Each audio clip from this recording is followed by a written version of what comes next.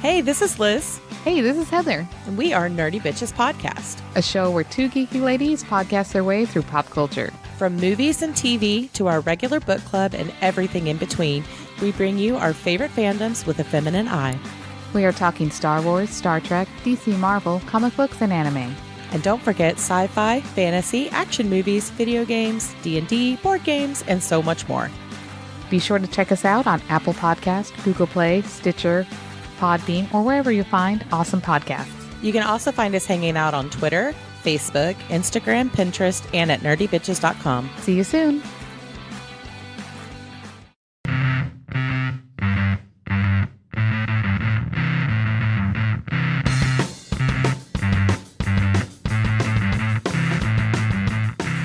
Welcome to Unsung Sluts. I'm Tabitha. I'm Stacie. And today we are celebrating Black History Month. Yes, we are. So we are going to talk about some women who have had a substantial impact on the history of Black people. Yes. And Earth and all people. You know? Yeah. Because that's the thing about Black History Month. No, that's is true. that That's very it's true about history. mine. Yeah. Otherwise known as history. It's like gay Yeah. marriage, otherwise known as Marriage. Yeah. Yeah.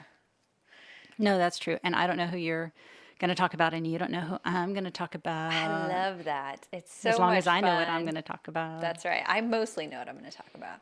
No, I do. I'm just kidding. I found this person to be really, really interesting. Should I go?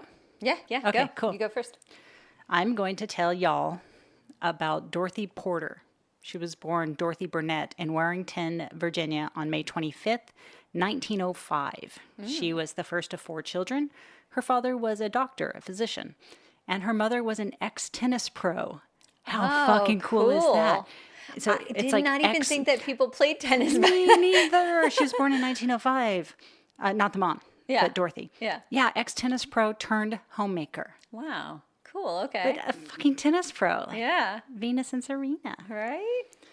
In 1923, Dorothy Porter moved to Washington, D.C. to attend minor normal school. Yay, normal school. She graduated 2 years later. She then received a Bachelor of Arts from Howard University in 1928. She studied at Columbia University, earning a Bachelor's of Science in 1931 and a Master's of Science in 1932 Smarty pants. in the field of library sciences. Oh, yay. Yes, right? She was the first African American to graduate from Columbia's library school. Wow. Yay for her. Isn't Yeah. that neat? Throughout her education, though, she coupled her passion for Africana with her interest in cataloging and preserving. So this is perfect. Oh, yeah. Right? She has this love for all things African American art and literature and sculpture, and she loves collecting and categorizing shit. This is a perfect marriage. Yeah. It was around this time that Dorothy Porter accepted an offer from Howard University's president, W. Mordecai Johnson. And let's do a sidebar on Howard University because it's a pretty important school. Yes. Right? Yeah, especially when we're talking about Black history. And Right. Yeah. And you may hear it simply called Howard. Like, I go to Howard. It's Howard University. It's a federally chartered, private, coeducational, non-sectarian, historically Black university in Washington, D.C., and it was established in 1867. Wow, I didn't know it was that early. I didn't know. If you would have told me 1903, Yeah. right after the Civil War. That's good, though. Right That's out. awesome. Oh, it's fucking rad. Yeah. It's alumni. I'll just run down a couple because there's Oh, yeah. so There's a lot of fucking good many. ones. Right? Yeah. Amazing, amazing human beings. But some of my favorite are people that I thought you might appreciate, particularly Debbie Allen, the choreographer, is one of my favorites, of course. Anthony Anderson on Blackish. Chadwick Boseman.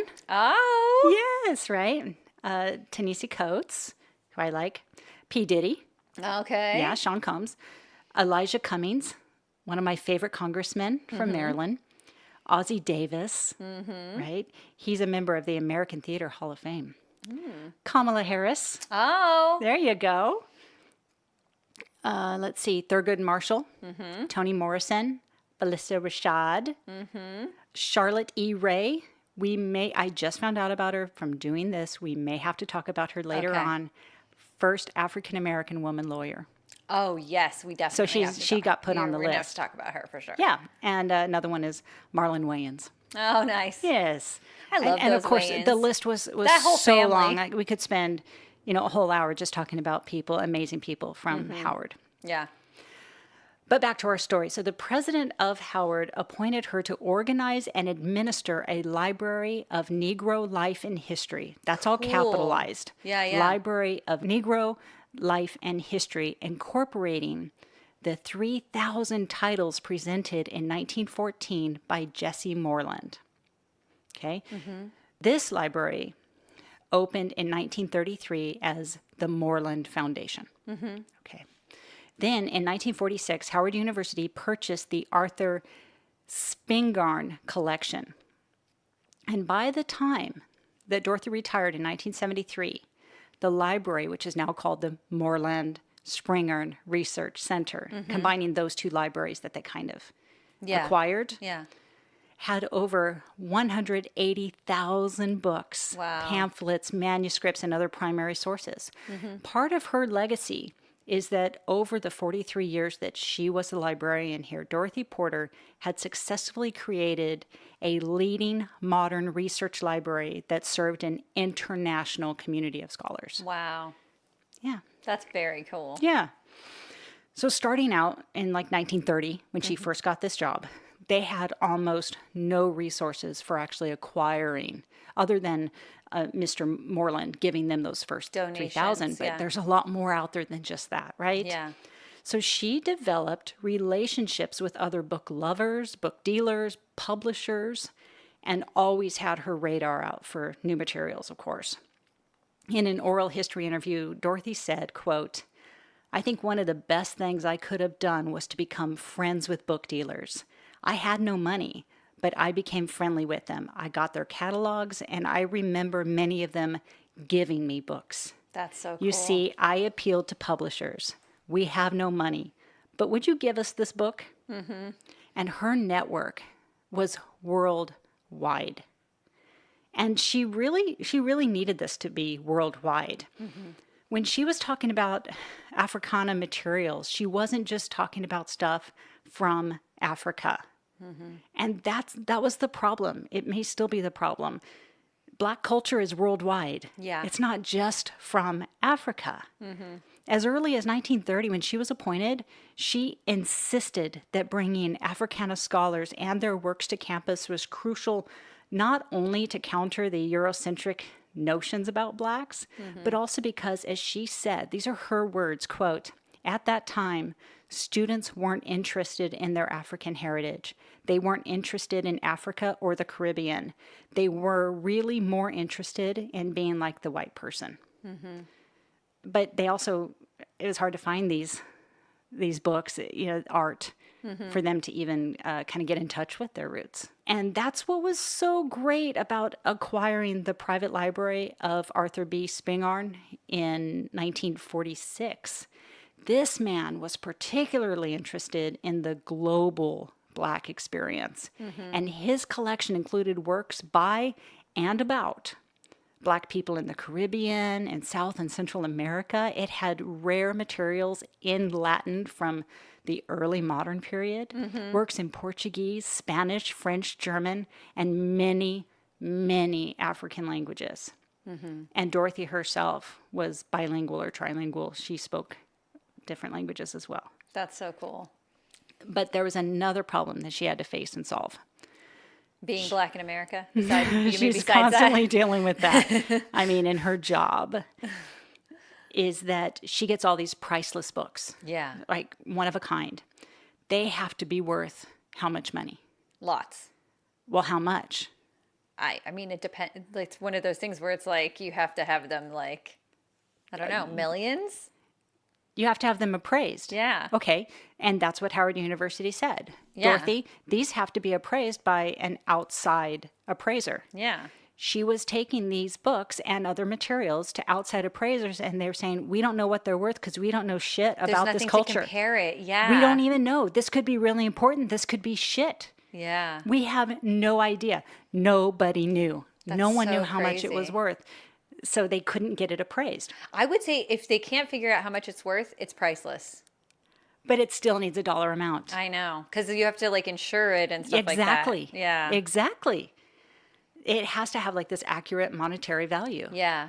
So she ended up going to the appraiser at the Library of Congress, Oh, yeah. who said, I don't know anything about Black history. I can't help you. I still don't know. Yeah. But I have an idea. Will you write the report? Nice. And he said, he or she, it didn't say who this appraiser was, but from the Library of Congress said, will you write the report and I'll send it back to the treasurer. Then the treasurer, thinking that this was the work of their white colleague, accepted that appraisal. Wow. So Dorothy actually did So the she appraisal establishes the because value. she knew the value. She was, by this time, an expert in the field. Yeah. When there really were no experts. It really wasn't even a field at this point, right? Exactly. I mean, there was just... Exactly. Wow. But she knew the worth. Like, if there was an expert, it's her. She's the one that's pulling all these things together. Yeah.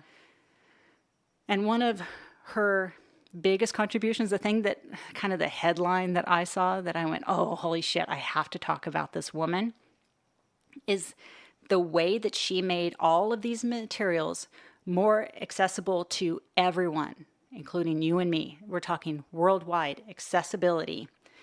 She fucking revised the Dewey fucking Decimal System. What? Nice. Which you're kind of not allowed to do. Uh-huh. There are specific people in each library that I guess are in charge of assigning Dewey Decimal System. This, and if you don't know, the Dewey Decimal System is a book and library classification system that's been in use in American libraries since 1873. This is how you know where something is in the library. Not, they don't have like all the books in alphabetical order. Yeah. It has a number. In the 1930s, though, I do have to say there was an effort made by 4 women at Howard before Dorothy, and they were trying to do kind of the same thing. And I want to acknowledge them because she carried on their work. It was Lula V. Allen, Edith Brown, Lula E. Connor, and Rosa C. Hershaw. They kind of did this initial foundation work, and then she came in and really put it into practice. So in the Dewey Decimal System, before Dorothy's revisions, there were only 2 places to put anything having to do with Africana experiences. Dorothy said in an interview with Harriet Jackson Scarupa, quote, "Under the system, everything related to the Negro was classified under the number 325, which was the number for colonization, or 326, which was the number for slavery." Yeah. The woman in charge of the Dewey Decimal classification at Howard couldn't see why I didn't want to put a book of poetry by James Weldon Johnson under 325 or 326, which was ridiculous. I just began to base everything about Black literature and history wherever it fell in regular Dewey Decimal classification. If there was a book on Blacks in the Revolutionary War, it would go under the same number as Revolutionary War, for instance. It was very simple, you see, very simple. It does. It seems very simple. Duh. Yeah. Like, yeah, if you were looking for information on this Black soldier in the Revolutionary War, you would have to either go to colonization or slavery. If And you were looking this is a for person who is Toni Morrison, you Yeah. would have to go to colonization or slavery. Yeah. But if you were just like, oh, I wonder about all the amazing people who wrote or thought about this particular genre of art, well, you would get what the white people thought. Because those would be the only books in that section of that Because genre. any book that was written by a Black person would 325 be or 326. Yeah. Isn't that fucking maddening? It just sounds stupid and weird. Like that's that's when you really look into some of this stuff, some of it is just like, that sounds stupid. It is stupid. It's just stupid. It's racist. Yeah. It's just absolutely that racist. doesn't make sense. According to author Zita Cristina Nunez, quote, Porter's classification system challenged racism where it was produced by centering work by and about Black people within scholarly conversations around the world. Mm-hmm.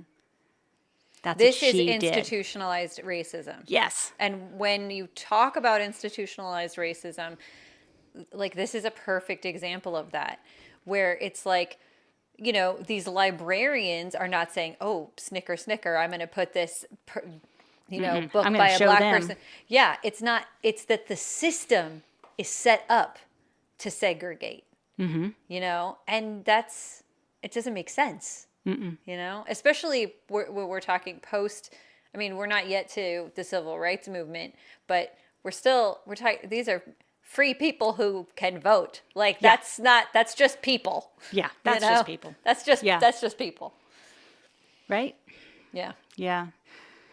So she, what's it called when you stop working? She retired. She retired in 1973, the year I was born. For her years of service, Howard University named the library reading room the Dorothy B. Porter Reading Room. Oh, nice. Which I think is absolutely the right thing to do. Mm-hmm. In 1944, she received the Julius Rosenwald Fellowship for Research in Latin American Literature. She served as a Ford Foundation consultant to the National Library in Lagos, Nigeria, 1962 to 1964. That's cool. And she attended the First International Congress of Africanists in Accra, Ghana. In 1973, she received a Ford Foundation study and travel grant, which took her to Scotland, Ireland, England, and Italy. In 1974, she received the Distinguished Alumni Award from Howard University. Mm-hmm. In 1980, the Conover Porter Award was established, presumably for her. It's the most prestigious award for published works of bibliography or reference on Africa, and she did write a lot of books about this. Yeah. In 1989, she received a fellowship from the W.E.B. Du Bois Institute at Harvard University. In that same year, Moreland Springer Research Center commenced the annual Dorothy Porter Wesley Lecture Series. In 1994, President Bill Clinton presented her with the National Endowment for the Humanities Charles Frankel Award. Many honorary PhD degrees were bestowed upon her. Mm-hmm. And that Frankel Prize for Humanities, it's given to Americans who have brought the humanities to a wide public audience. And she absolutely fucking did. Yeah. Like if you walk in, it's like, oh, I'm interested in this genre. I think that's what's so important. I'm interested in this genre. Yeah. Well, here's what a white person thought and wrote about it. Here's what a person of a Latina culture wrote about it. And here's what a Black person said about it. Like so well-rounded. Yeah. Right? And it's due to her. Yeah. She died in Fort Lauderdale, Florida in 1995 at the age of 91. Nice. Yeah. She lived a nice long life.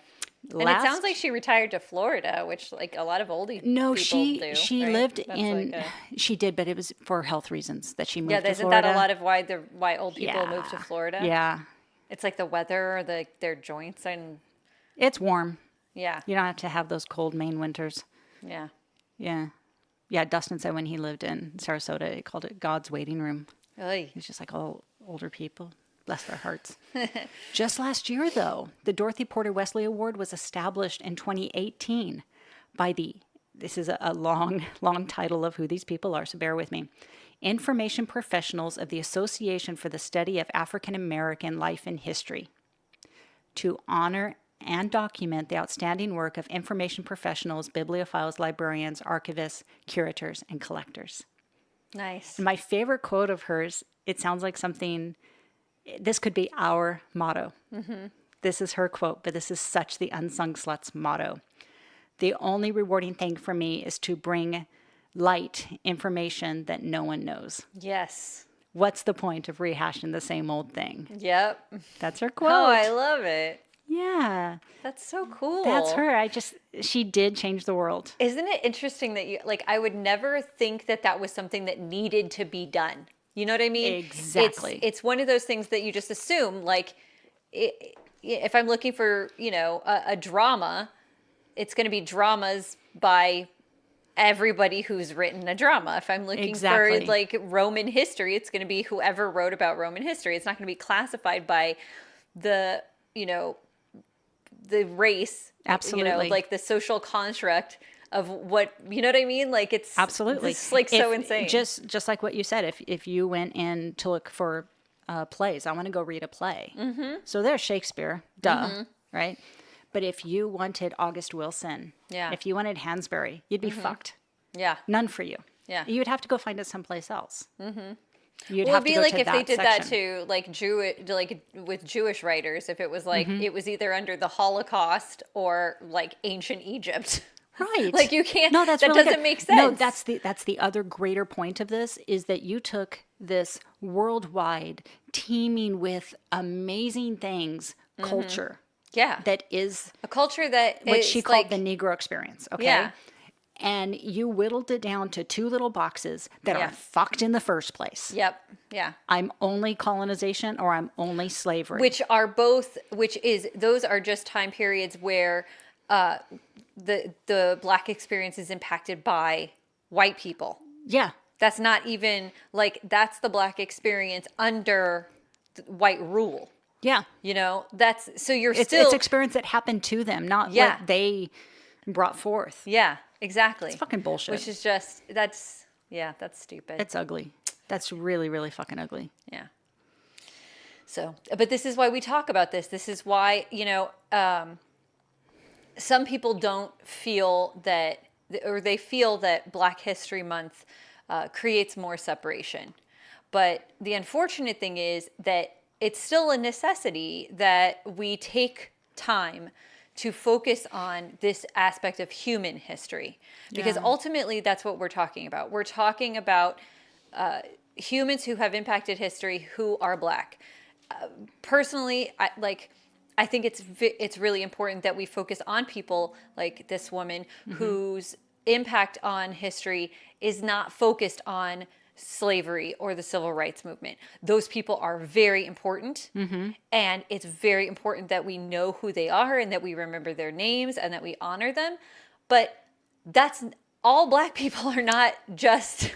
They're not this or that. It's not. Yeah, they like. It's actually three things. They're either this, they're that, or they're nothing. Yeah, and that's fucked up. It's fucking up. stupid. So I did something similar that you did. I did not choose a person who was related to, a little bit to the slave trade. Well, I'll get into that. But I didn't choose somebody who impacted the civil rights movement or who impacted the slave trade in this country because of that. Because I wanted to step out of that box and talk about somebody that we really haven't heard about. Because there are a lot of great, especially great women that we know about. Harriet Tubman, we know about Sojourner Truth.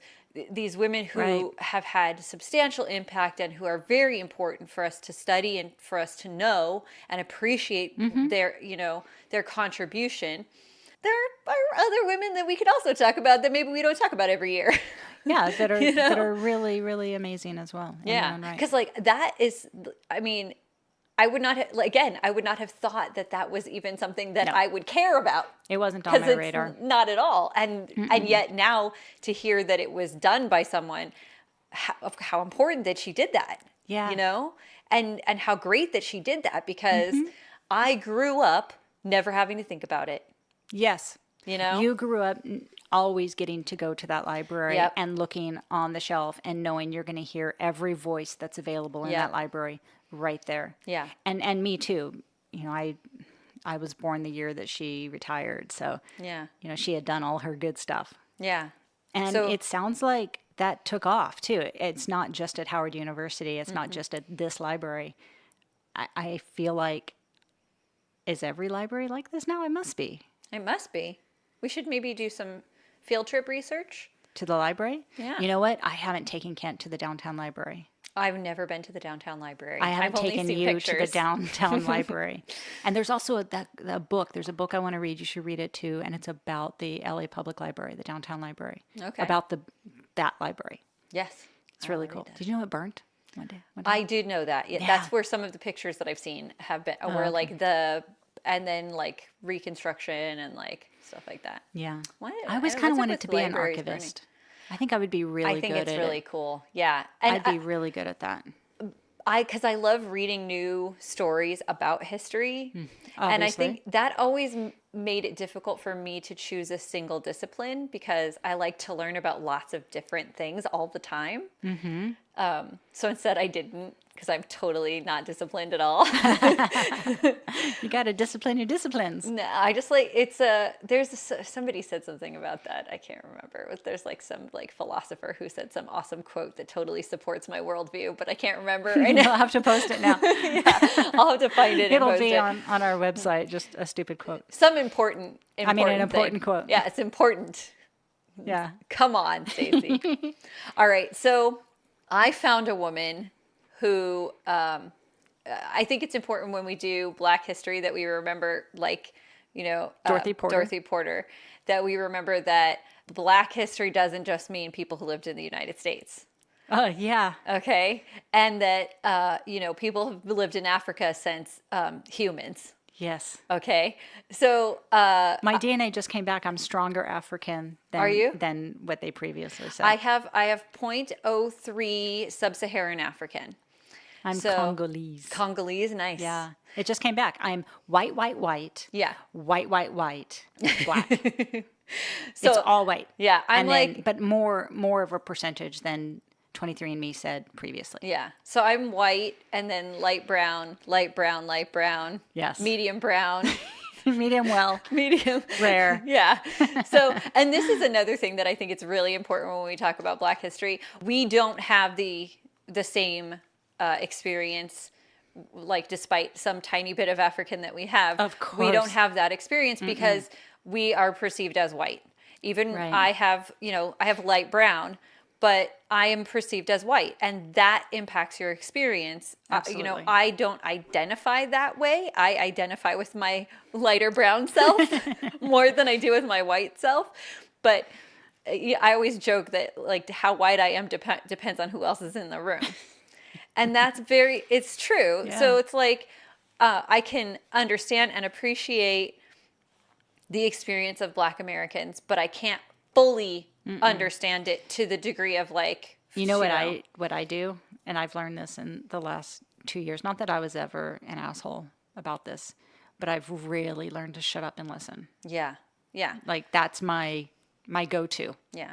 I won't explain myself. I won't talk about, from my point of view, fuck my point of view. Yeah. I don't really get to have an overarching point of view on this subject, and I'm okay with that. I'm fine with that. I think it just comes down to like recognizing that there is still a problem.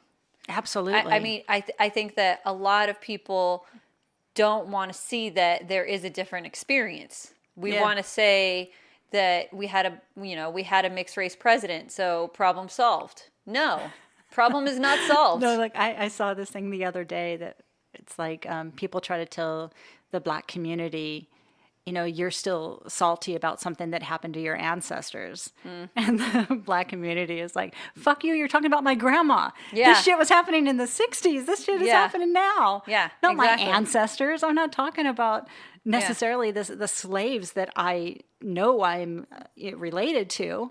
I'm talking about my mom got attacked by dogs. Yeah. No, exactly. This is not, my great history. No, this is recent. Is within our lifetimes. Yeah. Yeah. My Even dad right now, was born in 1960. Yeah. Yeah. Like that's, people couldn't use the same drinking fountain. Yeah.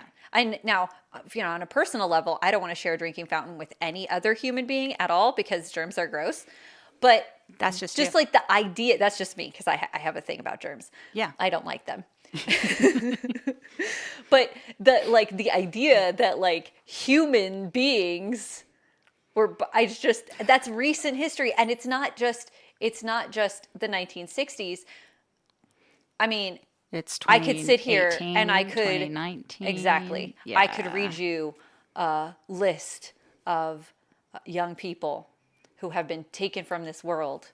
Yeah. For the sole reason that they didn't look like I don't want to bring the cops into this, but let's just say, this is a real issue. We have issues. We have issues about this in this country. And we need to talk about them. And we need to fucking listen. We need to listen. Some of us just need to listen. Exactly. And we need to say, like, I see you. we understand that the concept of race is a blah, blah, blah, blah, but you understand that that doesn't matter. Okay? Yes, that's true, but also racism is still real. Right. When Kent was in preschool, and of course they were doing their whole Martin Luther King thing, and it was so sweet and so cute. We had one black family in the class. And she was amazing. This mom was amazing. The kid was fucking amazing. And she said, I really hate that they're teaching this. And it blew my mind. It's like, what do you mean? This is MLK. He's a hero. We all love him. And she said, yeah, but before the teacher started talking today, my son never thought there was ever a reason for him not to use a drinking fountain of his white friend, sit at a table with his white friend, go to this restaurant with his white friend. Yeah. So now he's coming to me and saying, Mom, what's wrong with me? That would even be an issue. Why am I different? How am I different? She said, my son was actually happier. And it really changed the way that I was thinking about it. Yeah. This is why some people don't like the concept of Black History Month because of that, because it points out a difference where there shouldn't be one, where these people that we study, if we're studying the Civil War and stuff, of course we're going to be talking about this because it's a serious portion of like our history. Yeah. But at the same time, it points it out. Yeah. And it draws attention. It points out the otherness of it. And it, to some degree, it helps maintain that separation that ultimately we want to try and, we don't want to be blind to color, but it shouldn't matter. And so it's like the goal is that it won't matter. Or just celebrate it. Or celebrate it. Yeah, just celebrate it, of whatever you are. I have I like, anyway. I know. Okay. We know. So anyway. But it's hard because even with Dorothy Porter stuff, if I came and said, oh yeah, she put all the Black and Negro experience stuff in with the other stuff. Well, the next question is, well, why wasn't it there in the first place? That seems stupid. Exactly. Was there a hurricane and like all the books got messed up and then she put them all back on the shelves? Yeah. No, they weren't allowed to be there, or it wasn't within the Dewey Decimal System. Well, why not? Well, because of racism. Yeah. So unfortunately, it's in the explaining of the celebration. Like, isn't it great that everything's together? That then you have to take a step back and go, oh, and it was this way because things were fucked up. Yeah. So that's what's hard. Yeah. That the celebration still is so tied to why we have to celebrate. Yeah. Does that make sense? Oh, yeah, totally. No, it's very true also about Jewish culture. There's a lot of that, like, celebration that goes alongside remembering, Yeah. And it's, so, of course, the difference is Jews can walk down the street in a hoodie. Yeah. Yeah. So. But, take any marginalized group, and we could say the same thing. Yeah. That's why I try to celebrate all of them. Yeah. They're all worthy. And I'm worthy, too. Like, I don't want it to sound like I'm putting down white people. Yeah, exactly. That's the thing, is that there needs to be this understanding that celebrating difference doesn't take away or detract from your culture and your celebrations. It's not a pie. Yeah. It's giving them a slice doesn't take a slice from you. It doesn't. Exactly. Yeah. There's plenty of love to go around. Absolutely. All right. Go. So the woman that I'm going to talk about is as African, and her story does touch on slavery, but in a different way. Okay. So this is an aspect, and I hope that I don't offend anyone talking about this, because I think that this woman was an incredible leader, and some of what she did wasn't super great. Okay. But it's factual and true to history. Okay. So I'm going to talk about... And we do say that people contain multitudes. Absolutely. Okay. So I'm going to talk about Nzinga of Dongo and Matamba. Okay. Who also is known by a Portuguese name, Ana de Sousa Nzinga Mabande. The name Nzinga which has a silent N at the beginning. I did a lot of interesting digging into African words and names. And that's really fascinating. Interesting. A lot of great letter usage where it was like, oh, there's like a lot of Z's and stuff. It's really cool. And it sounds cool too. So anyway, Nzinga is kind of a badass name. So when she was born to Ngola Kiasamba and Gwinguela Kakombi.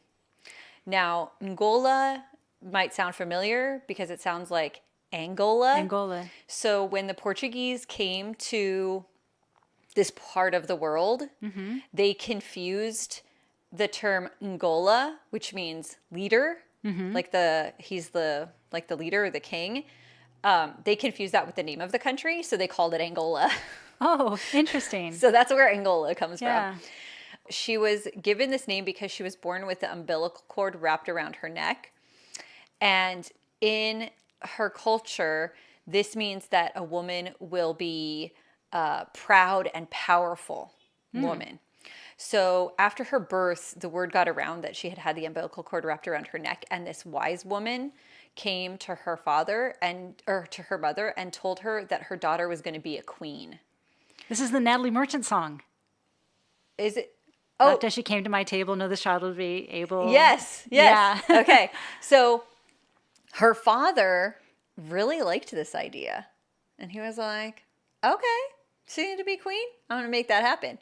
So he basically took her everywhere with him.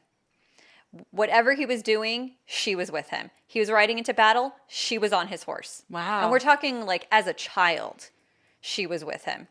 I'm assuming after she was Did you weaned. say what year this was? Did I say she? Oh, sorry. She was born in 1583. Okay. In what is now modern day Angola. Okay. I didn't Thank say. you. I skipped it. Thank you. She witnessed him governing his kingdom. She went to war with him, and he taught her everything that he knew. So Kiasamba was dethroned sometime around 1610 by his illegitimate son, Mbandi. And so he took power. There are a few different versions of what happened at this point. A lot of historians say that Nzinga was forced to leave the kingdom because she would have been a challenger to the throne. Other stories say that following her father's death, her brother had her sterilized and then killed her son. What? Yeah. And then other stories say that he may have killed her son, but then she still stayed in his court. So it's debatable what happened. Okay. She stayed loyal to him. So I don't know if that would have happened had he killed her son and sterilized her. So that's a little murky. And a lot of her story, because she was kind of legendary, a lot of her story is legend. So It's kind of hard to pinpoint what's and a long factual. time ago. A long time ago. So actually the year that she was born, the king so the Portuguese showed up and they were like, hey, can we get in on this slave trade that you guys have going on? And at first they were like, we'll trade slaves with you if you give us military people. Yeah. So this is where I was saying that the story is a little bit controversial because the group of people that she was leading, the Ndongo, were slave traders. Okay. As were many kingdoms in Africa before the European influence. They were trading amongst themselves. Yeah. And so the Portuguese were some of the first that came and were like, oh, hey, let's got hook this any extra up. humans around? Yeah, exactly. And so at first, her father was like, okay, yeah, I'll trade with you, but you have to give me soldiers. So he was going to trade slaves for soldiers. So the Portuguese showed up and they brought 700 soldiers and a bunch of ships, and they basically set up a colony. And he's like, whoa, this is not what we discussed. Yeah. So in the same year that Nzinga was born, the king began to fight the Portuguese colonists because he was like, I didn't invite you to stay here. Like the invitation was to do business with me, not to set up And now you moved shop. Yeah.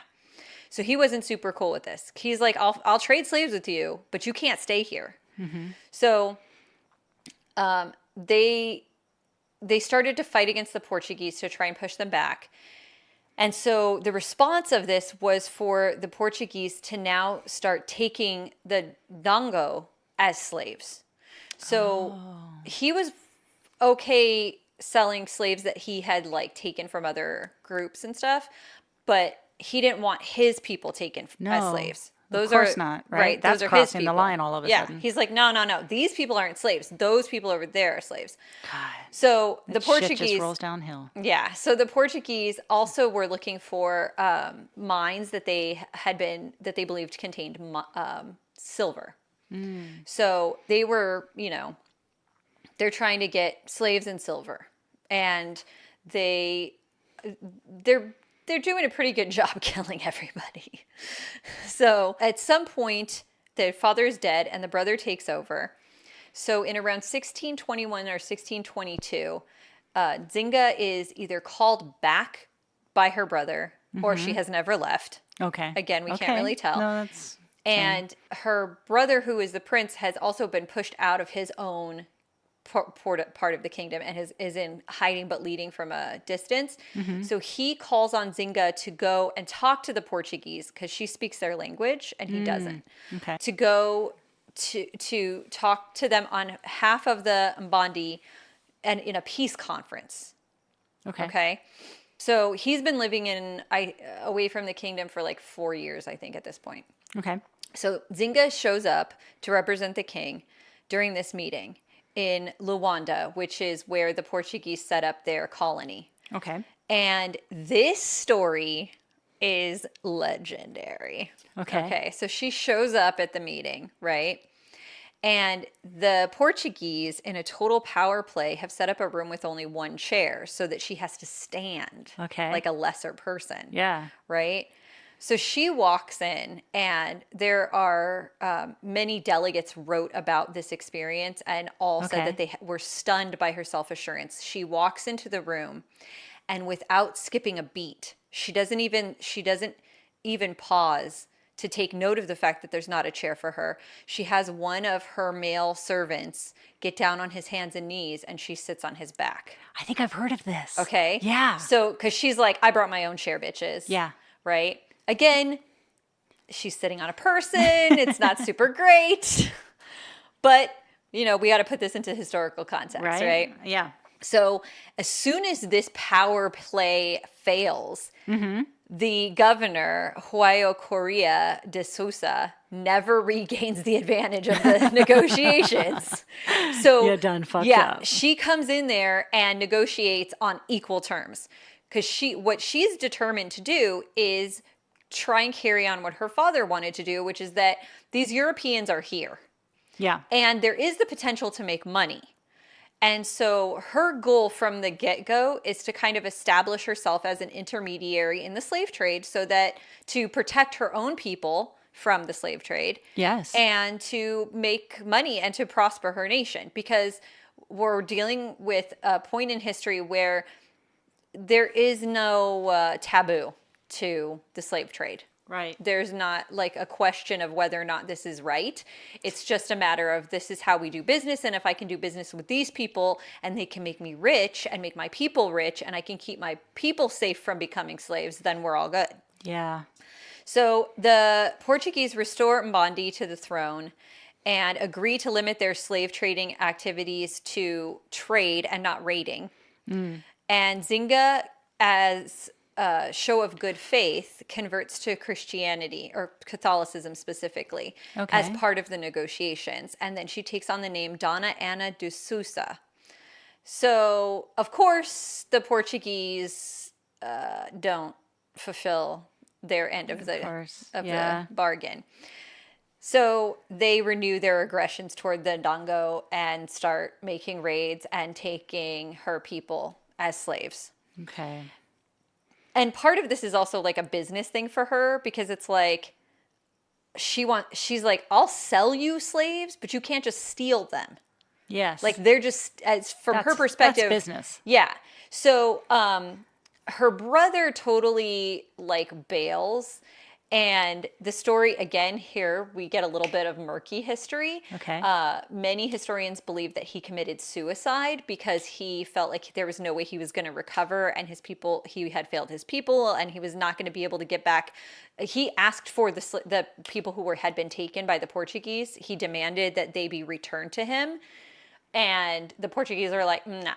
Wow. So he didn't think he was going to get his people back and basically bailed. But there were rumors, predominantly started by the Portuguese, that Nzinga had poisoned him. So the Portuguese tried to use these rumors to say that she didn't have any right to the throne. Because if you kill the person, you don't get to just hop on in. Yeah, exactly. So in 1623, Nzinga broke with Christianity and allied herself with the Jaga, which was a group of warriors who had moved from the Kwanzaa River plateaus as a result of the slave trade. Oh, okay. And part of the reason that the Portuguese had doubled their efforts to take slaves was that other Europeans were moving into the region because the slave trade was growing. I mean, we're talking about 1623, which is when we really start to see a lot of slave trade here in the Americas. And I'm glad you said Americas too, because it wasn't just the East Coast of and actually of North the America. Portuguese were buying slaves to send to Brazil. Yeah, that was a big one. Yeah. All up and down, all up and down that South American coast. Which is why you still, in South America, there are actually some really interesting communities in South America where escaped slaves set up, and where you have still a very strong African culture in South America. Which is what Dorothy Porter was trying to... Exactly. Because it's not just African, it's African and South American. Exactly. And even when you mentioned writings in Portuguese and things, when she wrote in Portuguese. There you go. And she actually called herself Nzinga in Portuguese and not Nzinga. Yeah. And this is the pieces of history that Dorothy Porter was trying to say. Absolutely. Because I think available. We have it's wrong, but we think that there were boats that went straight from Africa to South Carolina. Yeah. No. And they didn't. They hopped along down. Yeah. There were about, what was the figure? 12 to 15 million slaves traded during the height, the whole trade era. Yeah. And less than 500,000 came to what we know as America, as the United States. States. The majority of the slaves that were freed as a result of the efforts in the Civil War, they were born here. Yeah. They were raised here. They were Americans. Well, you're talking, that was 1630 this is something that you're talking about, slave trade. Yeah. Those people weren't still alive in 1861. Yeah, we're talking about generations and later. Generations. And which is why it's so frustrating when you hear that and people are like, oh, they're African, and they should go, Mr. Lincoln, with all his good points, wanted to send Black Americans back to Africa where they had never been, did not speak the language. Yeah. And we're not from. Yeah. They were American. Yeah. And they belonged to people they were who descendants. were ripped from their homeland. Yeah. Exactly. So she allies herself with the Jaga and also welcomes any fugitive slaves from Portuguese-controlled territories. Okay. And she starts... she also opens her doors to the Kimbaras, which were African soldiers that had been trained by the Portuguese. So the Portuguese would take some of their African slaves and train them as soldiers. So this was like a slave army. So she also welcomed them. So she was basically like, if you go against the Portuguese and you come here, I'm going to give you land. I'm going to give you freedom. You won't be a slave anymore. So she took in these slaves and set them free to be part of her army. Like, damn, like Khaleesi. So, I was thinking of Khaleesi when you talked about the human chair. Oh yeah. So, and when I say she leads her men, she led her men. She fought alongside them. She was a warrior. Okay. So, She leads her men she sends men to infiltrate the Portuguese army, to incite other Africans within the army to fight against the Portuguese. Like, she's full on sending in spies and fucking, like, she's trying to fuck the Portuguese shit up. So by the end of 1624, she's gaining military advantage. In 1625, she's managed to get one vassal chief after another to rebel against the Portuguese. She refuses to return the slaves to Portugal. They wouldn't return her slaves, so what the fuck? She's like, fuck you. Mm-hmm. So this is enough to push the Portuguese into open war. It's been skirmishes and stuff. Okay. So now, full-on war. So the Portuguese want to get rid of her and her followers and place her with a monarch that they can control. Mm-hmm. So Nzinga is defeated toward the end of 1625 and withdraws her forces to the east. So the Portuguese take Nzinga's sister, Kifunji, and make her the queen.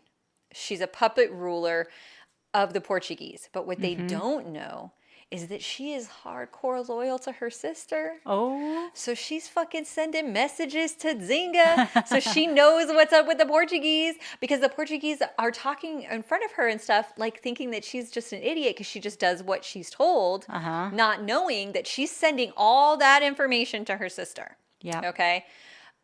So during this time, she moves to Matamba. Okay. So, which is why her name has and Matamba. So she goes to Matamba, and she's still like, okay, any refugees of the slave trade can come here. Then in the 1630s, she seizes power of Matamba officially when their female chief dies. So now this is when she calls herself Queen Nzinga. So for a little while, she called herself Lady Nzinga.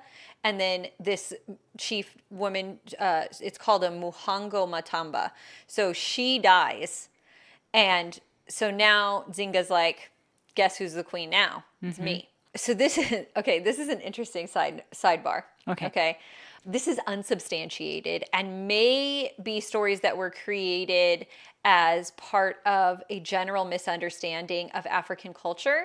Okay. In his book, Philosophy in the Boudoir, the Marquis de Sade wrote that Nzinga was a woman who immolated her lovers. De Sade said that his reference being the history of Zanguia, Queen of Angola, claimed that after she became queen, she amassed a large all-male harem. She had the men in her harem dress as women. And all of her male slaves were dressed in women's clothing.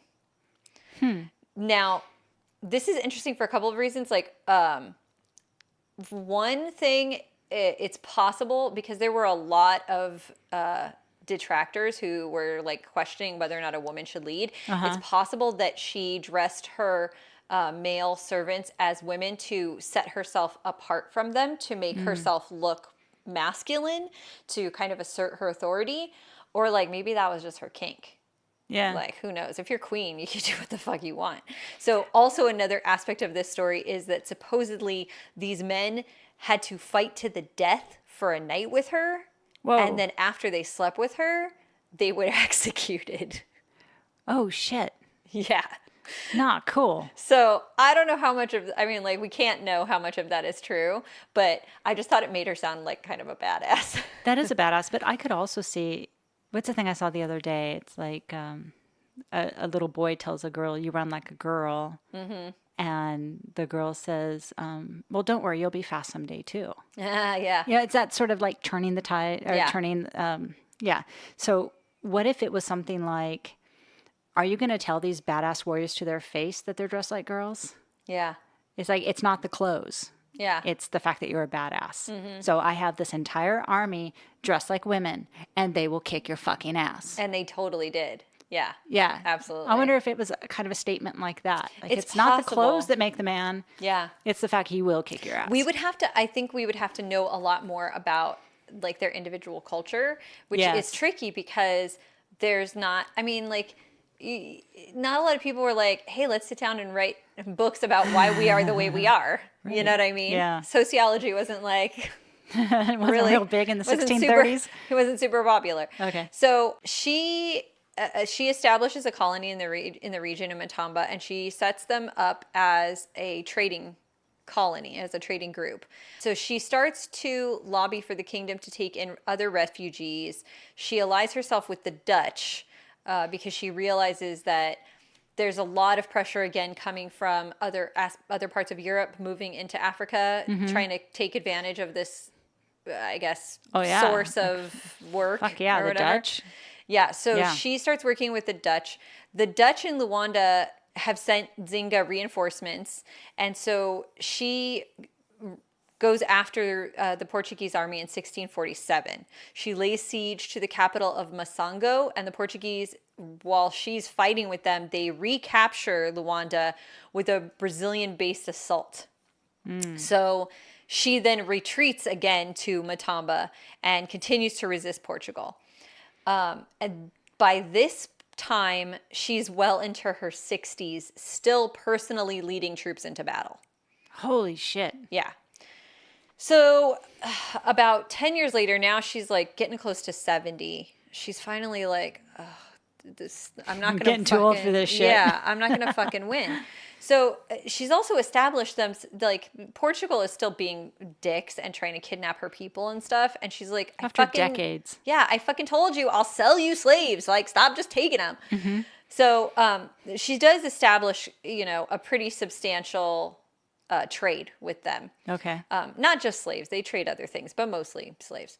So in 1657, she's just like, I'm fucking done. So she signs a peace treaty with Portugal. The church re-accepts her. Again, this is part of the negotiations. And in 1657, she converts again. Now, in addition to all of this shit that was going on, other tribes who she was stealing people for to sell as slaves, by the way. Granted. Okay. Were coming after her. Because they're like, this bitch keeps stealing our people to sell to the fucking Portuguese. The fuck? Just to save her people. Right. Like, what's going on? So they're like, fuck her. We're going to fucking kill her too. Yeah. So loads, they're fighting off other African groups to prevent her from being killed, right? Yeah. So despite having been actively hunted, and the Portuguese have been trying to kill her forever, for like decades, Right? Yeah. she lives well into her 80s. Damn. Yeah. And so, yeah. Just in general, like, disease doesn't give a shit. Yeah. What you're selling. She's like, she got lucky. Yeah, that's great. So she dies in her 80s. There is a major street in Luanda named after her. This I thought was cool. There's a statue of her in Kanaksiksi that is, it's dedicated to her. It was dedicated to her by President Santos to celebrate the 27th anniversary of independence, which Angola finally won in 1975. So the Portuguese still had a pretty solid run there. Yeah, they did. But this statue is such an important piece of Angolan history that women get married in front of the statue so that they can be filled with her like spirit of like her badassery. power and like and this is kind of so there's also the National Reserve Bank of Angola released a series of coins with her image on them, and there's an Angola film called Nzinga, Queen of Angola, that came out in 2013 that tells her story. Okay. But she was a military strategist, a powerful, African ruler, despite the fact that like some of what she did wasn't great. I mean, slavery is bad no matter like who's doing it, Granted, yeah. She still, she was a powerful leader who protected her nation and who built up her nation, and she fought off colonization. Yeah. And kept her part of Angola African. Yeah. And then after she died, the Portuguese won eventually. Of course. But she was able to fight off that colonization and to just For like decades and for decades. Yeah. So it's pretty cool. I also have a special shout out because when I was doing research, I found another person that I thought was pretty cool. So I'm just going to give a quick shout out to Barbara Jordan, who made a speech to the U.S. House Judiciary Committee, and she gave the opening statements in the impeachment process against Nixon. Oh, wow. And it said that her speech was so subtle and intelligent that it's the reason that Nixon resigned. Oh, wow. That he knew from the power of the speech that there was no way that he could fight the charges. And so so Barbara Jordan's pretty badass too. No shit. So, okay, put her down. oh no, I did. Yeah. So She's on our list now. Yeah. Okay. I just wanted to give a shout out to her because when I was looking for someone to talk about, I found her and I thought that that was pretty cool. I don't know what else she did, but I think that was pretty cool. Well, it's worth that she looking was into for sure. Yeah. That she was, that her speech was so impressive that it made him give up. Yeah. That was loud. What was that? I don't know. That was really loud. It's probably a car accident. Probably. Maybe. Explosions. Yeah. But yeah, Nzinga was a badass. She was very cool. Yeah, And, definitely. Yeah. So. And look, I'm never, ever, ever going to be an apologist for slavery. Right. So that is not what's about to come out of my mouth. Okay. However, what she had at her disposal to save her own people, I think that's what she did. Yeah. And again, I feel like it's really important that we look at it through the lens of history. This was the local trade. This was human beings have been a commodity since humans figured out that they could trade each other. Yeah. That's a fact of human history. It's not just happened in Africa. It's currently happening. Recently, a woman in the UK got in trouble because her slave died outside. Shit. Yeah. Oh, Yeah, I think I heard about should that. I also mention it was a 5-year-old girl? Fuck you. No. Yeah, it's fucking bullshit. I don't need to know that. So anyway, slavery is a fact of human No, history. and it still is. It still is. And this wasn't, Nzinga wasn't enslaving people based on their skin color. She wasn't enslaving them based on their religious views. She was enslaving them because she beat them. Yeah. She beat their people. They lost. Yeah. And they did have strict rules about how you could treat a slave and stuff like that. I mean, so I mean, again, it's not you're great. right. You have to look at it through. But you have to look at it through the lens of history. Now. Exactly. And so I even though considering that was a little controversial because she basically participated in the slave trade, I think that it's still really incredible that she fought off, colonization of her country, which you don't get a lot of that. Mostly it's the pale faces show up and give you smallpox and it's fucked up, you know? No, it's so true. I mean, ask South America. Yeah. It's, the reason that they were sending slaves to Brazil was because the Portuguese and the Spanish had already colonized South America and killed off their native people and enslaved their native people. Yeah. So, I mean, this is how humans moved around. And this is what we do. This built human civilizations have been built on the backs of enslaved people and, but she did what she could with what she had. She was a goodish one. Yeah. Yeah. Yeah. Sounds like she was a really good leader and a warrior and a badass. She was a strong leader and a warrior and a badass. And I love those warrior women, man. Every time I read she led them into battle, I'm like, yeah, she did. You're right there alongside her. Oh, yeah. Yeah. Let's go. No, that's cool. That's a great story. Yeah. So I have a shout out too. Okay. I found something that happened recently within these last couple of weeks. Dr. Nadine Burke-Harris is a doctor here in California, and she is a Black woman. And Governor Gavin Newsom has just announced that she is to be appointed California's first ever Black Surgeon General. What? Nice. Yeah. First what? Because we have never had a Black Surgeon General? Or really? Black female Surgeon General. Oh, first maybe. ever, yeah. Okay. But still, get it. I don't know if it was just female or just Black, but yeah, that's the headline. That's awesome. Yeah, she will focus on combating the root causes of serious health conditions and use her office to reach young families across the state. Excellent. She's from University of California, Berkeley. She obtained her medical degree from the University of California Davis School of Medicine. She then earned a master's in public health from Harvard and completed her residency in pediatrics at Stanford University. Excellent. In a tweet from her, she said, "Looking forward to rolling up my sleeves as California's first Surgeon General." Maybe it is California's first. It could be California. This was not. This is a new office. Oh, yeah, okay. Yeah. So she's the first, and she's that's female, awesome. and she's Black. That's excellent. Yeah. Go California. Right? What was her name again? This is Dr. Nadine Burke-Harris. Nice. Go Nadine Burke-Harris, doctor. Yeah. Thank you. She also went on to tweet, "Thank you, Gavin Newsom, for your bold vision for health for all Californians. Hashtag prevent, screen, and heal." Excellent. I love it. Woohoo. I Good hope for her. she has a solid impact because we can definitely use We need that. it. Yeah, We need absolutely. it. Positive Yeah, change. at first I read that as, she was the first woman. Oh, wait, maybe the first Black. But she may Isn't be it the first. Yeah, when they do that, you're always like, wait, what part is first? Yeah. You know? In this, what is she I the guess first of? She is the first. That's awesome. Yeah. Well, go California. I didn't know we didn't have one. I didn't know we didn't have one either. That's why I was kind of, yeah. This is, if only we were in charge of everything, things would be so much better. Maybe I should just show up and take over like some of these women that we talk about.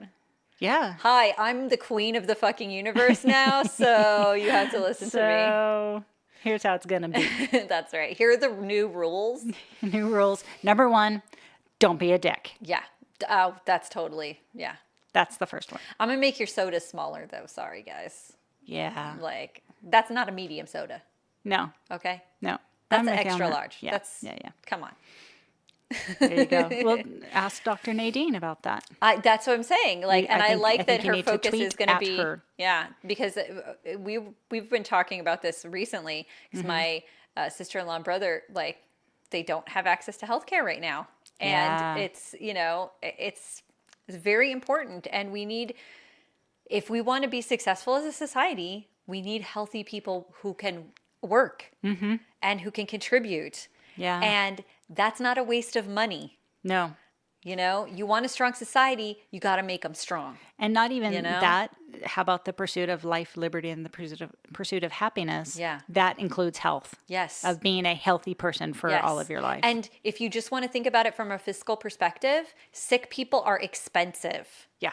Okay? Like if you're just thinking about the money, healthy people are cheaper to take care of. Yeah. Absolutely. So, yeah. All of the above. Okay, that's a different subject. It is. For another time. We can get into this is still Black History social Month. medicine. That's right. Maybe we'll do that in another podcast. We have talked about right. women in medicine. Yeah.